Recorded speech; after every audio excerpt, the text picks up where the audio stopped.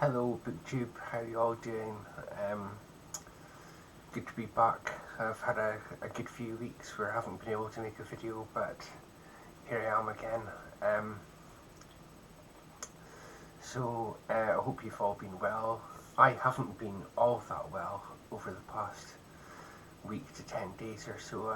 I was quite badly hit with COVID, but I'm back and back to fighting fit now. So I thought I would come on and make a video and tell you a bit about what I've been reading and all that sort of stuff. So, um, what have I been up to?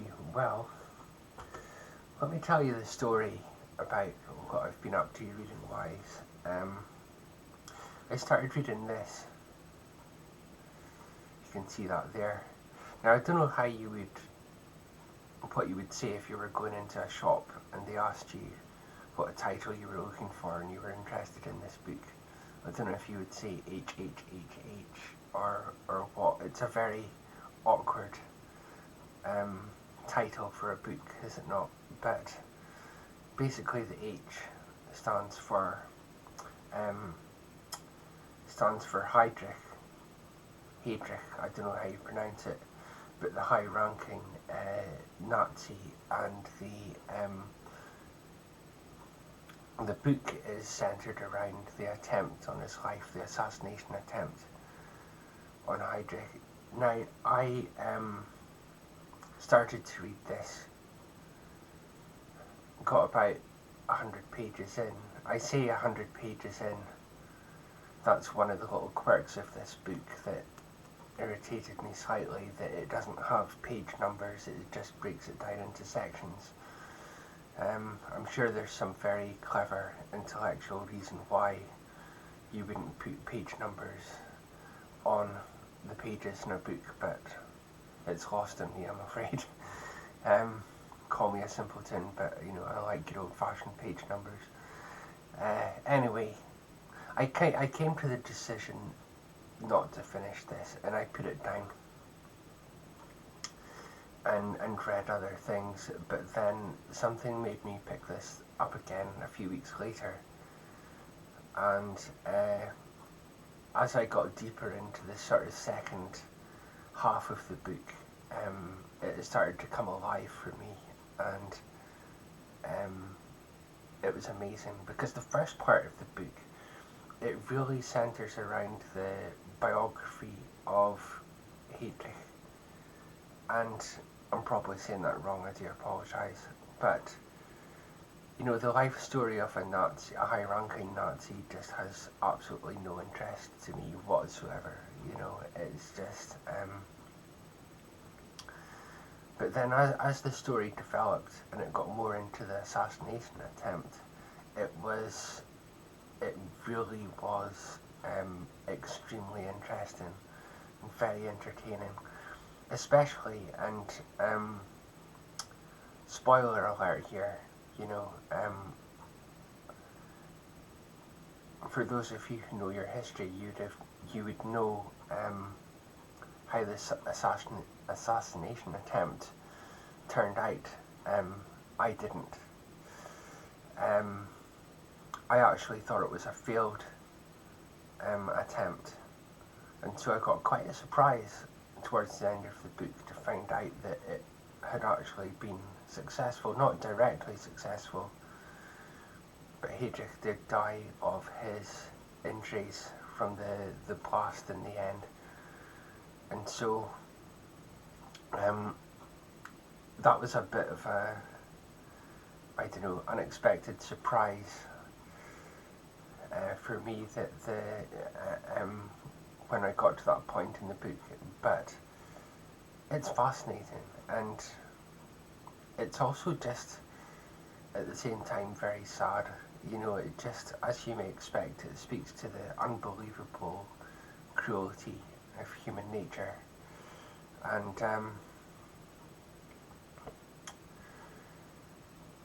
which is something, but it's a very, very, very good read, and I would recommend it. I wasn't mad about the style.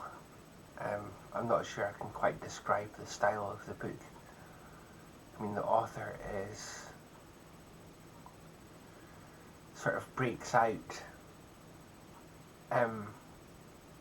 throughout the story and sort of explains his thinking and why he put some things in the book, why he left some things out, why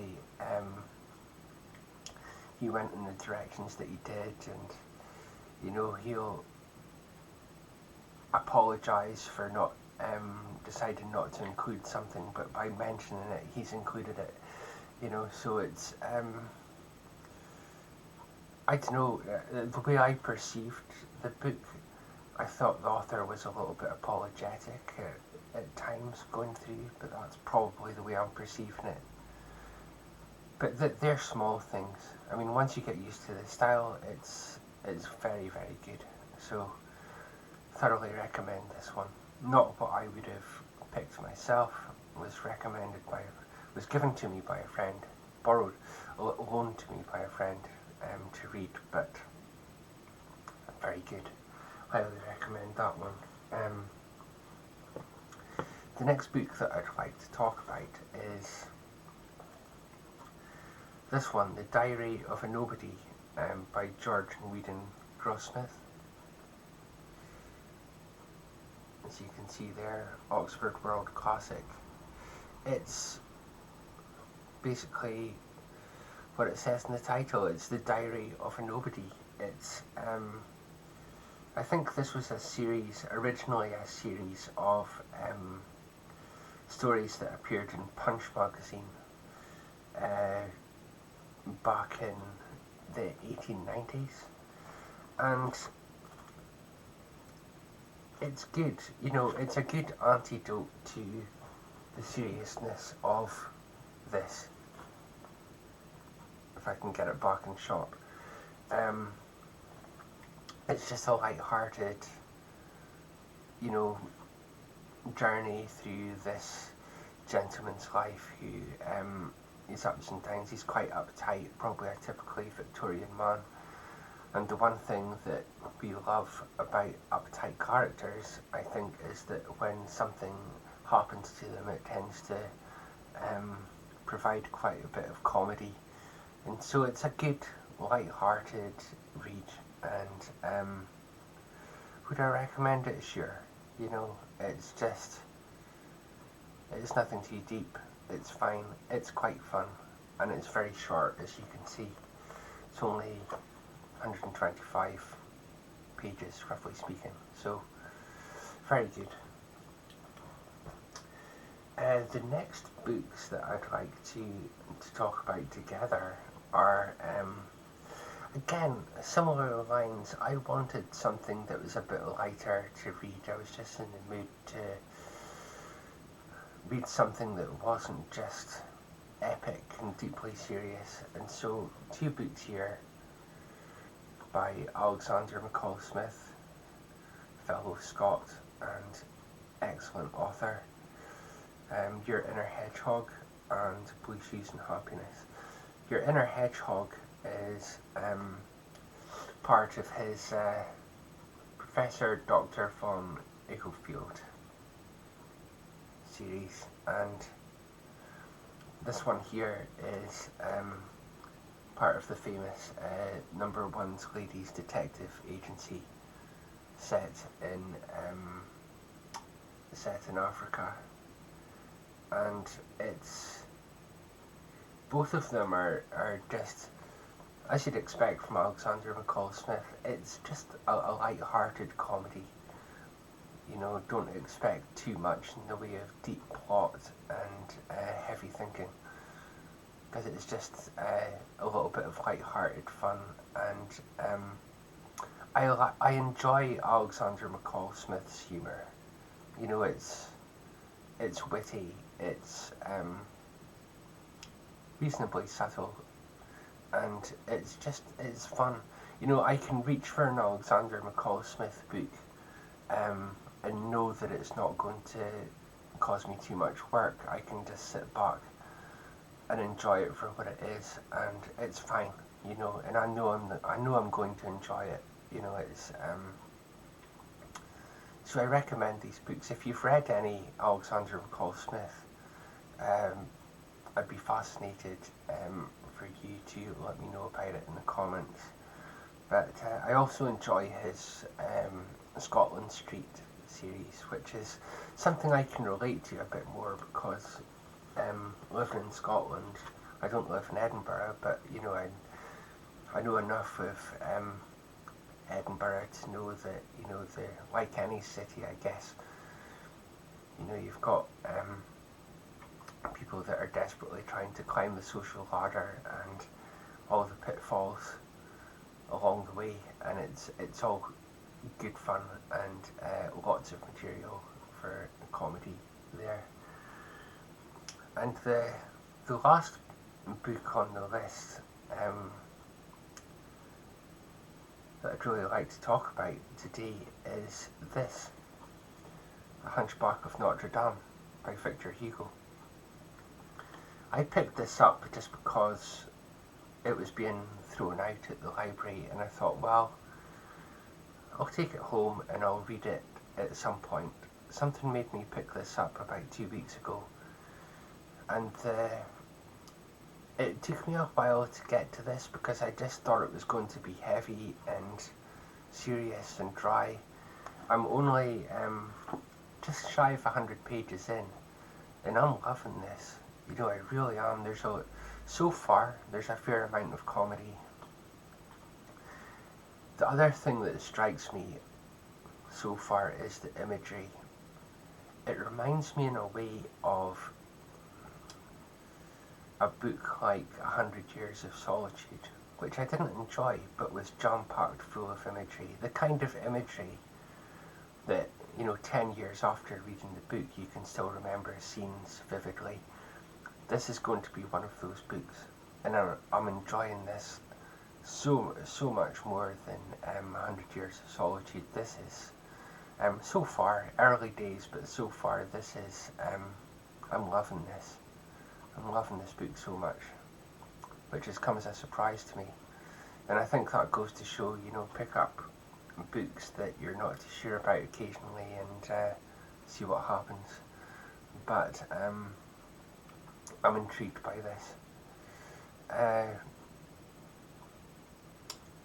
The other book that comes to mind in terms of comparison is For Whom the Bell Tolls, Ernest Hemingway. Just purely because of the imagery. That's another book that, did I enjoy it? Well, it was okay, but in terms of the imagery, yeah, there's scenes in that book I remember vividly, and I think, for me personally, that's the mark of an excellent author.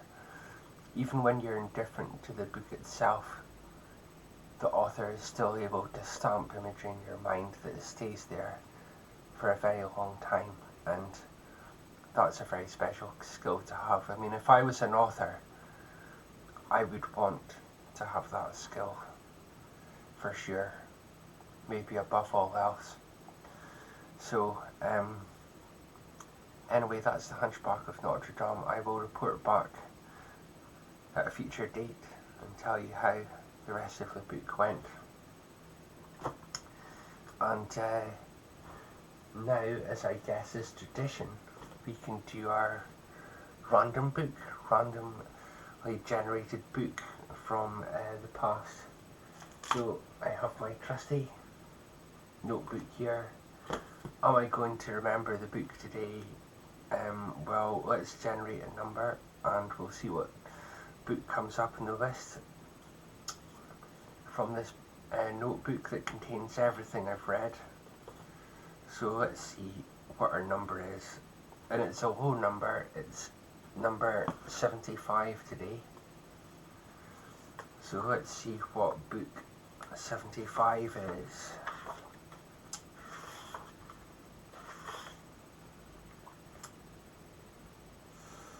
Okay, this is one of the first books I read when I started to get interested in psychology. I don't know if it's a book that's still available, but it's a book called The Motivated Mind by Raj Persaud. Raj Persaud used to be is a psychiatrist / psychologist.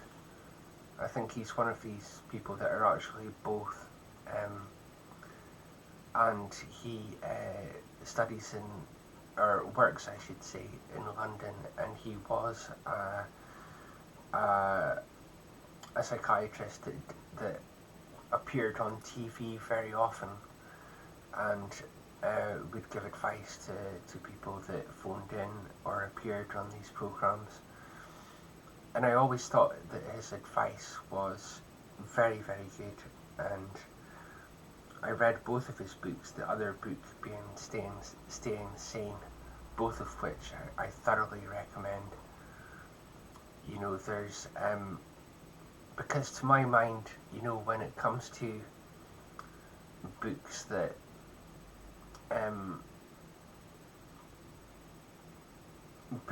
have to do with psychology, self-help, personal development, all of that kind of thing.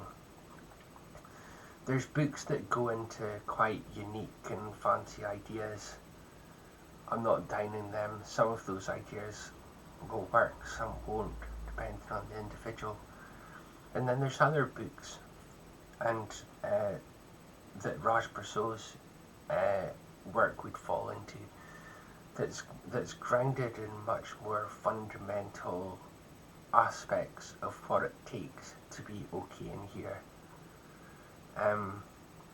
It's built around good, common sense methods that are the real foundation stones of mental health, that everything else rests on.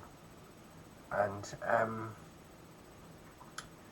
it's reading that kind of work that makes, I believe, the biggest difference to your life, or a possible difference to your life, if you're looking to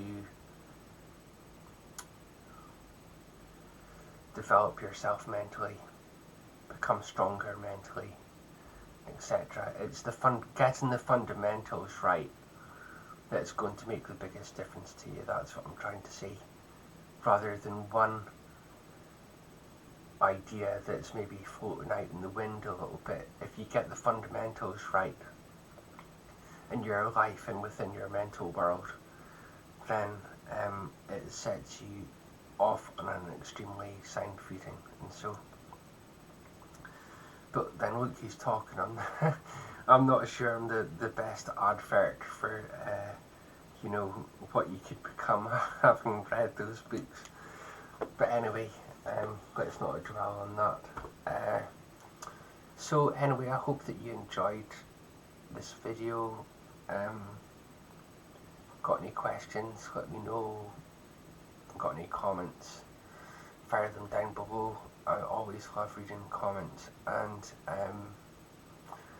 if you've watched this video all the way up to this point, well done. You know, your powers of endurance know no bounds, so I tip my hat to you.